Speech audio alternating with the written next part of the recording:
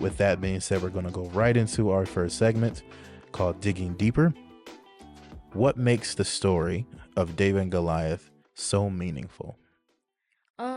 To me, it's meaningful because it's like when you're trying to achieve something and you know you're in God's word, it just makes it way much better. Like it helps a lot rather than trying to do it on your own and asking everybody else except for God for help. So yeah. Okay, so knowing that God is with you Yeah. while you're battling your giant. Yeah. Okay. Yeah, I feel like that really is the basis of that whole story is to know that it doesn't matter what's in front of you, because God is with you, you can do all things through Christ with strength in you, right? So, beautiful. What is the significance the significance of David being chosen over his brothers by Samuel? I think it was really more of his brothers went out with like basically a whole team and he was a one man. It was like a one man type of job for Mhm. David. And he was bold enough, he was smart enough, and he thought of his plan well, like strategically, how to take Goliath out. Yeah.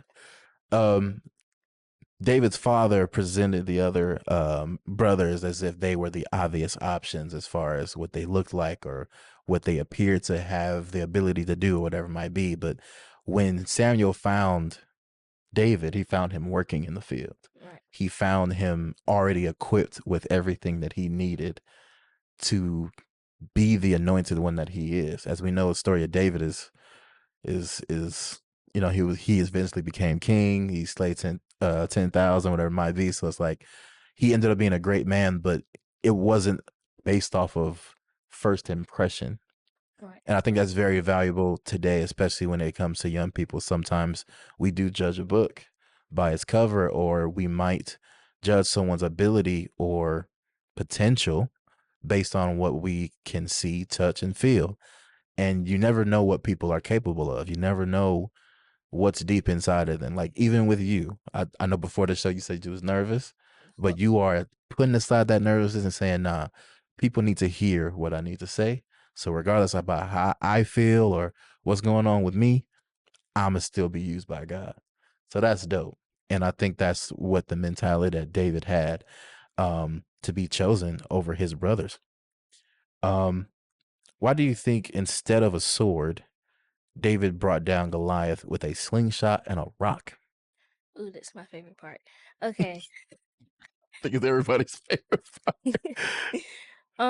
So the only thing he needed the sword for was the blade to cut off Goliath's head. Right. But to take Goliath down, I think he didn't need the sword because he knew he had the ability to do it. And you don't need everything people project that and everything people say that you need to do something. Like if you use what you need and it works, you good. Yeah. I always thought, after studying it so many times, that the significance of it was knowing that it wasn't a sword that would grant David the glory. Right. It was a slingshot and a smooth rock, to where that had to been nothing but God. Sometimes we'll For sure. do or accomplish great feats, and it's like, yeah, I don't know how I did that. It must have been God. I don't know how I was able to get to this place or this door opened or whatever it might be. But sometimes God gets that credit. And just like you said, he used the sword at the end, but he knew that he had it within himself because he slayed lions, tigers, and bears. So this man before him didn't phase him. And he had the tools that he needed, but it was only through the gifts that God had already given him, right? So yeah, exactly what you said. Awesome, awesome, awesome.